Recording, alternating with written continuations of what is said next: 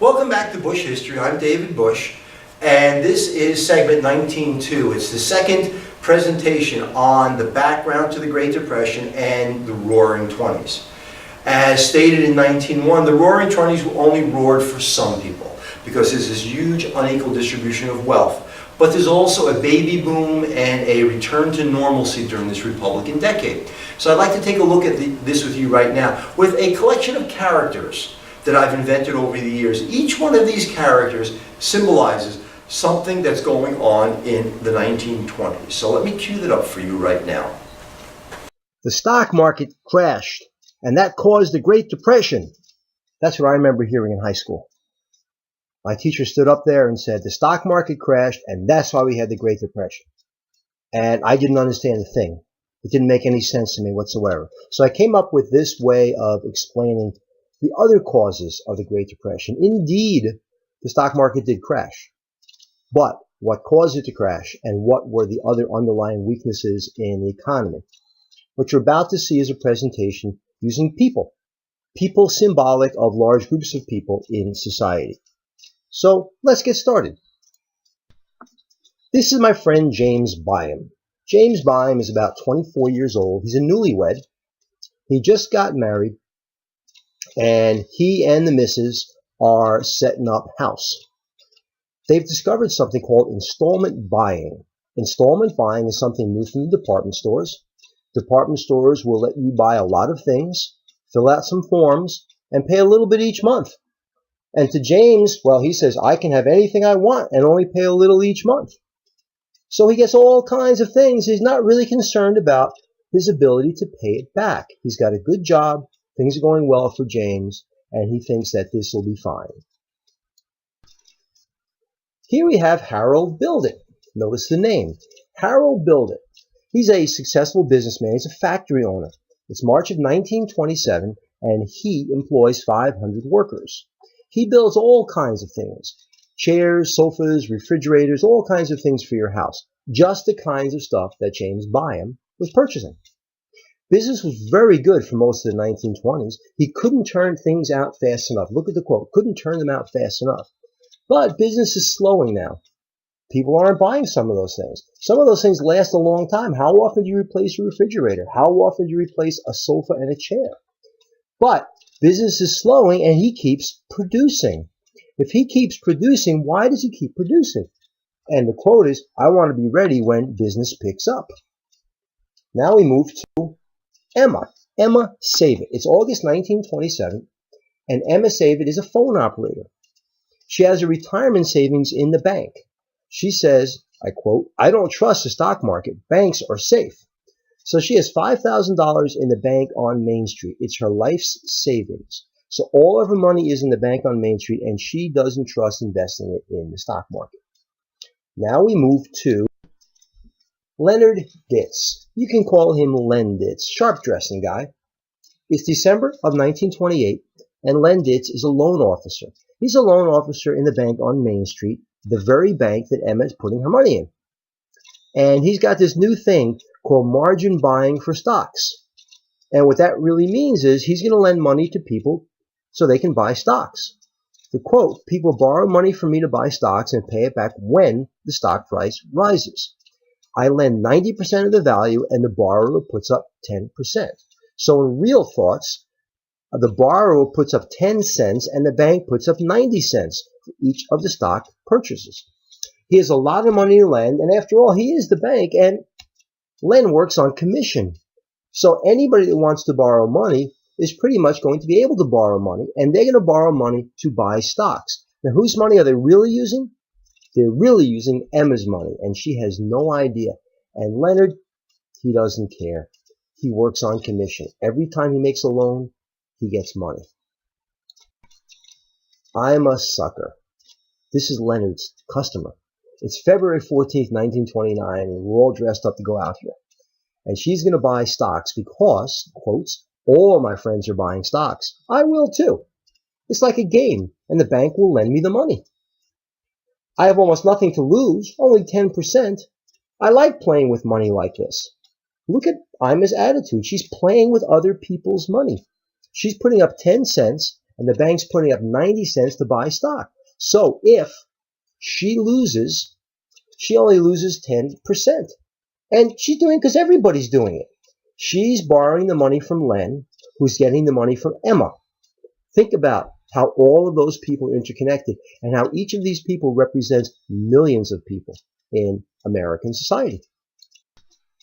Here's Zeke. Zeke Pefferly is his last name. It's July of 1929. His story is a little different. The quotes, "I love this land. My father and grandfather farmed here before me. I had some great years, borrowed some money, and bought some new tractors. Prices are dropping, though, but he's producing more." So this farmer, he's called a hereditary farmer, he borrowed money to increase his output because during World War I, the government was his primary customer, and he was selling everything he could grow. And during the boom days of the early 1920s, during the baby boom time, he was selling a lot of his agricultural products, and he was reinvesting in his land, and he was borrowing money to do so. And who is he borrowing money from? You guessed it, from Len Ditz. And whose money is he borrowing? He's borrowing Emma's money. So Zeke has nothing in the stock market, nothing whatsoever. The problem is Zeke has a loan that he has to repay, and the only way he can repay it is the only way he knows, and that's to increase his output. By increasing his output, he causes prices to fall, so he makes less money. But what does he have to do? He has to sell more crops then, so he increases output, and it's cyclical, and the cycle is going down and down and down. This is very similar to the problems that farmers experienced during the populist era of the late 1800s. And here is Bent. Bent's real name is Bent Over, O-V-E-R. They call him that because he's worked in a mill for a long time and he can barely stand up. It's September of 1929, and he's a mill worker. He works 12 hours a day for 18 cents an hour. Now you would think, what does he have to do with the causes of the Depression? Well, look at the quote. "My boss has stocks, railroads, and even owns some buildings. And he has no savings." Bent has no savings. So while Bent isn't investing in the stock market, and Bent isn't borrowing money, and Bent isn't being silly about how he handles his money, he simply doesn't have much. Not only does he not have much, the boss is very susceptible. The boss is susceptible because he has investments in all kinds of things in society. So if the boss goes, so does Bent. Let's take a look at a summary of all of this now. James Byam, the first character we met, he's using credit poorly. He's borrowing too much money. He doesn't realize, and this is a new thing, we're not going to fault James because he doesn't realize what's going on, but still, he's borrowing lots of money. And of course, he's borrowing money from Len. Then you have Harold. Harold's a nice guy. He has 500 workers, and he's not selling as much as he used to sell. He should lay off those workers, but he's not. He keeps producing. He wants to keep them working because he wants to be ready when the good times return. And maybe they won't return. So how is he paying his workers? He's doing it one of two ways. He's either using his own personal savings, which is putting him at great risk, or he's borrowing money from Len Ditz. And if he's borrowing money from Len Ditz, once again, in reality, he's borrowing money from all of the Emma Savits. So either way, Harold is a problem. Harold should curtail some of his production. He should lay off some workers. Maybe James even works for Harold. We know James is buying the stuff that Harold is making. Now then there's Emma. Emma appears to be doing nothing wrong. She's working hard. She's saving for her retirement. If anything we can say about Emma, she's ignorant. She doesn't understand the way banks work. She doesn't understand that banks lend her money to other people. So she thinks as long as she puts it there, it's going to be safe. Then we have Len Ditz. Not sure what to make about Len Ditz. Does he really believe what he's saying? Or is he just saying it so he'll get more customers? It doesn't matter. He's lending out money to anyone that wants to borrow it, much like the recent real estate crisis in the United States. So he's lending money to Harold, so Harold can pay his workers.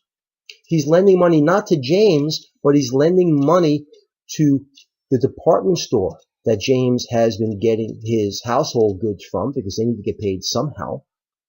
He's using Emma's money, and Emma doesn't know it, and he's also lending money to Ima Sucker as she buys stocks without knowing what's going on. And he's lending money to Zeke. When Zeke needed money to increase his output by increasing the size of his farm and by buying new equipment, he went to lend. And then finally, we have Bent. Bent appears to be doing nothing wrong, and he really isn't doing anything wrong. He's unskilled labor. He represents 60% of the labor force. And with that, he's going to end up being an innocent victim when the economy starts to decline and his boss starts to lose money from his investments. So, was it the stock market crash? Not completely. That was certainly part of it. It was poor credit practices by people like James, borrowing too much, and lending to everybody. It was Harold overproducing, driving prices down. It was Emma not understanding how banks work. Getting back to Len, it was Len by working on commission. The only incentive he had was to lend, not to seek about repaying that money. I'm a sucker. She's ignorant. She's going along with the crowd. It's a trend, and how many people do that? Zeke is ignorant as well. He's a farmer, so he knows how to farm. But he doesn't understand by overproducing. He's driving prices down, and he's stuck. There's nothing he can do about it. And then there's Bent.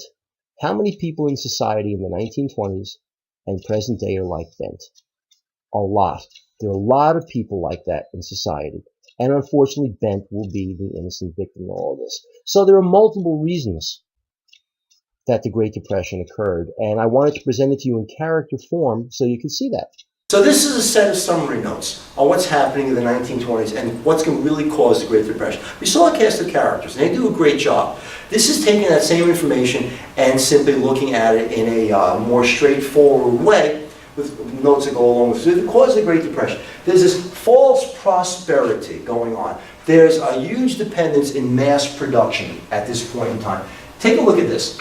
While we're producing all of this stuff, during the 1920s, wages are only increasing by 11%. 60% of the population earns less than $2,000, which was the minimum for the poverty line estimation in those days. So more than half the population is making less than the poverty minimum. Think about that. The top 5 earn 33% of the income, top 5%. And Andrew Mellon says, let's cut taxes. It's a good idea, let's cut. So who's paying the taxes? The wealthy people are paying taxes. Let's cut their taxes so the wealthy will have even more money. And it looks like things are going great, but they're not going great for 60% of the population. Then you get speculation. Speculation is what Len Ditz was all about, and people buying stocks on margin, but it's more than that. First of all, the federal government, the Fed, Federal Reserve, this is the Federal Reserve created under Woodrow Wilson, is loaning money out at 3.5% to banks. Banks need to pay back that 3.5% because banks get their money from the Federal Reserve and they're going to lend it to other people. Well, there's also a huge gold inflow in 1927, 2 years before the crash. It means there's a big gold reserve. We're still on the gold standard, which means there's going to be more pressure to lend money because we have it as a result of the gold. A bull market occurs through most of 1928. Stocks going higher and higher and higher and higher. But you know what? The stock market is like throwing a rock in the air. You can throw that rock in the air and it'll go up. But watch your head because it's coming down. And that's what's going to happen. Broker loans on call rose from $3.5 billion in 1927 to $8.5 billion in 1929. A loan on call is just what it sounds like. I will lend you money. But if I call you, I need it back quickly. A loan on call is a loan that can be demanded for immediate repayment. Well, in 1927, they lent $3.5 billion like that. By the time we hit 1929, they're lending $8.5 billion like that. So all of a sudden, banks can start calling in loans. Only 1.5 million of 120 million people in the United States are actually invested in the market, but they controlled a lot of that money. If you remember, this guy Charles Mitchell of National City Bank, you know what National City Bank is? Citibank. His quote is, "I know of nothing fundamentally wrong with the stock market." And by the way, that's a week before the stock market crash. He says that because he wants people to keep buying. If people keep buying, then he can sell. On the other hand, Joe Kennedy, and this is where the Kennedys made their money. This is how the Kennedys became so wealthy. He says, only a fool holds out for the top dollar. And he sells all of his stocks in October 1920, a year before the stock market crashed. So Joe Kennedy sells his stocks when the stock market is very, very high, and then he's able to sit on the sideline when it crashes. The stock market crashed. On September 3rd, 1929, the Dow high is 381. September 6th is something called the Babson break. Babson break is a mass selling of stocks, not a panic, but the stock market dips. September 20th, there's a collapse in Britain called the Hatry collapse, where the British stock market starts to stumble. On October 23rd, J.P. Morgan, yes, that J.P. Morgan, the wealthiest bank in the United States, buys stocks in the United States, buys securities in American companies to try to keep the stock prices high. So he's trying to bolster the stock. So he's putting his money in. Now that's not just his money, that's money in his banks. That's going in the stock market. On October 24th, panic selling begins. People start questioning this. Panic selling begins, and as panic selling begins, the stock price starts to drop. Oh, Lenditz gets on the phone, starts calling who? All the I'm a suckers. These are loans on call. Starts calling them saying, you got to pay money back into your account because the stock price is falling. And I'm a sucker said, really? I don't have that money. So the banks are not being repaid because the security prices are falling. On October 29th, we have Black Tuesday. 16.4 million shares are sold, and they're sold lower than the price they were purchased at. And most of those stocks were bought on margin, and that money is going to be lost forever. Because remember, people only owe 10%. They only own 10% of their own money. Only 10% of their own money is invested in those stocks. So they've lost it. They've lost it. And when Lenditz gets on the phone, you got to repay that loan for those stocks. They're going to say, I don't have it. And Lenditz is not going to have the money to repay either. He's not going to have the money into his accounts to keep that bank running. So who's he going to turn to? Harold and Zeke. Because now he wants the secured loans. Zeke's loan was secured by his farm. Harold's loan was secured by his factory. He needs money from them. These are loans on call. Prices declined to $41.22 on July 8, 1932. Look, the high was $3.81 on September 3rd. Now the low is $41. Amazing. So now, people are running to the banks to take their money out of the banks. Emma's going, and she's looking for her money. She goes and knocks on her door, and the bank won't open. She goes, wait a minute, I don't understand. The bank's not opening. It must be a problem. Maybe no one showed up for work today. And she starts telling people this. Now, obviously, Emma is millions of people in the United States, and people start going to the banks to get their money out, but the bank doors are closed. Why are the bank doors closed? Because Lenditz lent out all the money. And because of the stock market crash, and because of the related things to the stock market crash, Harold Bildit not selling his stuff, Zeke not selling his stuff, the banks don't have any money. So 9,000 banks failed in 1930 and 1932. Unbelievable. Unbelievable. Unemployment. Well, let's see. If the banks don't have the money, then businesses can't meet payroll. If businesses can't meet payroll, people can't buy things. If people can't buy things, there's less money in circulation. If there's less money in circulation, unemployment is going to have to rise. So you get this ripple effect as factories close. We get a high of 80% unemployment. 80% of the people in Toledo, Ohio, for example, lose their jobs. Unbelievable. Farm income declined 60%, and 1/3 of the Zekes lost their land. Foreign trade is going to fall apart because if the stock market crash and the Great Depression is not a United States thing, it's a worldwide thing. Remember all those countries that owed us money? They can't pay us. Germany can't pay its reparations. So Germany can't pay its reparations. Europe can't pay us the money. Our banks can't pay workers. Unemployment rises, all kind of connected. And we have a Republican government. Now, a Republican government is not good or bad. It's a philosophical thing. It's a philosophical thing that business is good for the United States and that government should stay out of it. So the Hoover administration is not going to do a lot to try to stop this downward decline. Hoover thinks it'll just correct itself.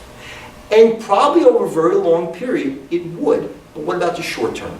What about the short term with high unemployment and homelessness and debt that's not being paid and a lack of money in circulation?